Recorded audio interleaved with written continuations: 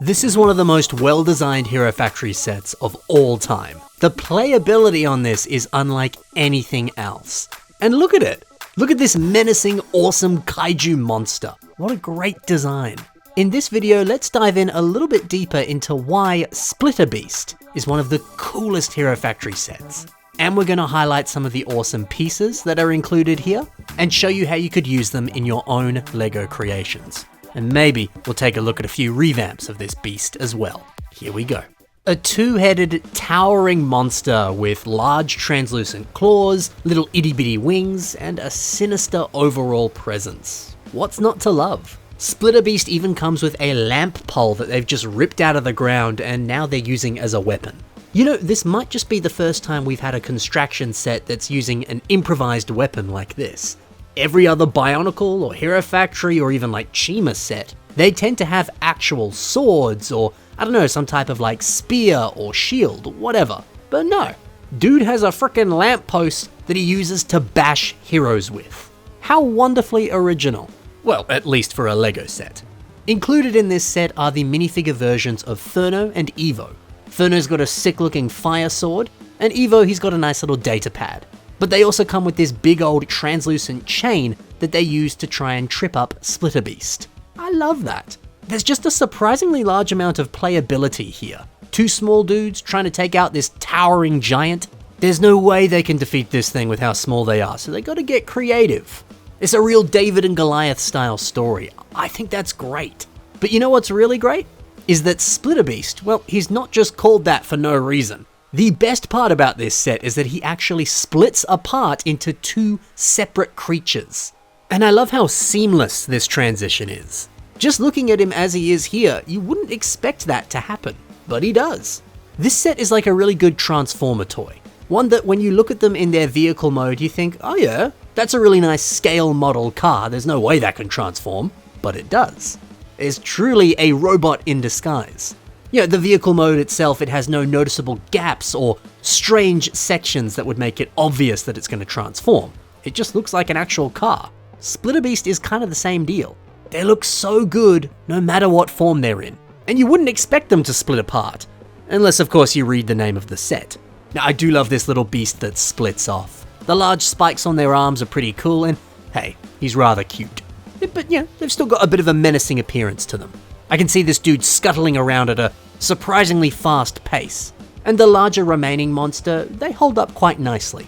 Man, this splitting apart function is such a good concept. I wish that Hero Factory never ended with the Invasion from Below wave of sets. If it had kept going, I would have loved them to have continued this idea. Imagine other characters that could split apart or combine together. God, that would have been so cool. I feel like they were really just scratching the surface with what construction could do. And sets like this are a shining example of the endless possibilities of this wonderful building system. Speaking of wonderful and cool things, you get all kinds of great pieces in this set. Let's see what you get, and how you could use it yourself. You get two types of black lower jaw pieces on both of the heads of Splitter Beast. And Velociraptor shows us just how awesome they are when he uses them here for this lower leg armor. The shape of this piece, it blends in really nicely with all of these other CCBS armor pieces. It starts to look a bit like larger scales or just a very rough texture. The exact same kind of texture that you do see on Godzilla's body, so it's a great choice. Otherwise, Katsuki uses this piece in a slightly different way on this leg design. It's right here in the center of the leg. The way that this beautifully rounds off the leg design looks so good. And the very sharp angle at the end here that juts out just that little bit gives it this nice hard edge. It makes this leg design look a lot more dynamic. This really is the ideal piece for a good leg design. Another piece that looks great on a leg is this Invasion from Below large spike piece. You get 3 of them in this set. Velociraptor uses them on a revamp of Elec. We can see a bunch on the legs here, but there's also a few on the arms as well. Yeah, these limbs are all relatively skinny and surprisingly basic, but just adding on these spikes, it's a great way to armor up this a little bit more and give it a nice sharp texture that blends in with the rest of the body design. So if you are building some more thin limbs, use these to armor them up. It does look pretty good.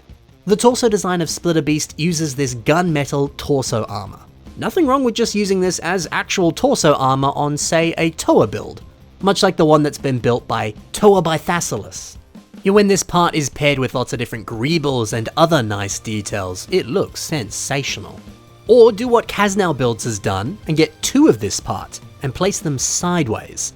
Then you slap a nice dish in the center and you've got a really nice torso design. Now hey, the idea of placing pieces sideways or upside down, instead of the traditional way that you're meant to place the piece, it's such a great way to come up with clever new techniques. So next time you grab a piece and you're planning on building a MOC, try placing that piece on an angle or upside down or sideways. It might help you think outside the box just that little bit more and come up with some clever techniques. Splitter Beast also has a lovely orange headpiece, and OKSusu02 uses this here for some nice shoulder armor. They've just placed it on one of the arms here, but it does look really nice. You could totally do the same. Or grab the medium azure headpiece and use that on your next creation. Velociraptor has done that here, and I love how this looks. Putting 2 of them for waist armor, it's a really interesting looking design, isn't it? And you could easily pull this off in a variety of different colors. I mean, heck, you could do it with the black jaw pieces that you get in this very set. What a good idea.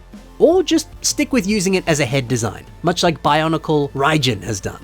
Slapping a white Rakshi head at the bottom there for a nice jaw design, that's genius. How good does this look? Now also, this set comes with 8 of these trans neon orange claw pieces. 8 of them! TrickMOCs uses them here on a revamp of Makuta Pterodax. And don't they just look lovely as a ribcage? It's suitably creepy and just perfect for the evil villain that is Pterodax. Good thinking. So that there is how you could use the pieces that come in this set, but let's see a few revamps of Splitter Beast and give you a couple different ideas for how you could reimagine this set. Mr. Boltron is up first, and they have really beefed up Splitter Beast. Now they've got much more broad shoulders, thicker limbs, and a more muscular appearance. I really like how that looks. It still keeps the original essence of the character, but now they feel even more like a genuine and real threat. Images like this where Furno and Evo are fighting Splitter Beast, it seems like it's going to be even more tough to defeat them. Also, removing the gun metal from the color scheme and sticking to a pretty much all black color scheme, that's rather nice. And I also like how the smaller Azure Beast here, I like how they look. Their new segmented tail, it uses heaps of these smaller CCBS bone pieces, and it's great. It gives off a very reptilian look, which just feels very appropriate for a larger kaiju. Now, over to the next revamp of this set, which is built by the one Veyronian. The orange head beast here now, they've got a really sick digitigrade leg design with those backwards knees. Nice idea to add that in. It fits quite nicely. And then the Azure Beast, they are way bigger. And I love this new claw design, using 3 of those Invasion from Below large spike pieces on each hand. Looks great. And then when the 2 beasts link together, those spikes start to become this great spiky back design. Now, the new combined form here, it actually gives off some nice Godzilla vibes, all thanks to those spikes. How awesome is that? So there you have it, guys. That's some ways that you could revamp this set. That's a few ideas for how you could use these pieces. And that is why this set is just the best. I hope you enjoyed. If you liked the MOCs that you saw in today's episode, be sure to check the links in the description below and see more from the builders that I highlighted. Also in the description below is my own social media, so if you want to check out what I've got going on, that's the best place to do so. Thank you so much for watching, guys. Happy building, and bye for now.